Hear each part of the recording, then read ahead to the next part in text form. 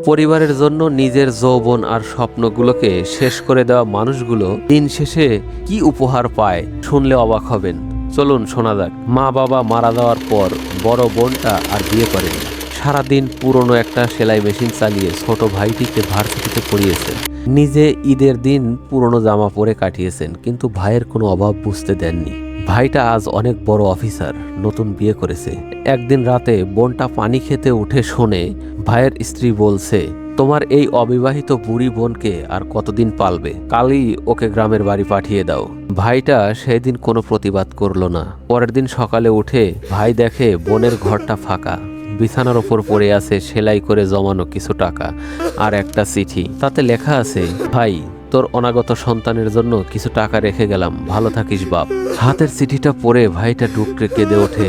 কিন্তু ততক্ষণে মায়ের মতো ছায়া দেওয়া বোনটা চিরতরে বাড়ি ছেড়ে চলে গেছে। এই গল্পের শিক্ষা হলো, আসলে যে মানুষগুলো আপনার জন্য নিজের জীবনকে বিলিয়ে দিয়েছে, সফল হওয়ার পর তাদের কখনো বোঝা মনে করবেন না, কারণ এই নিঃস্বার্থ ভালোবাসা পৃথিবীতে দ্বিতীয়বার পাওয়া যায় না।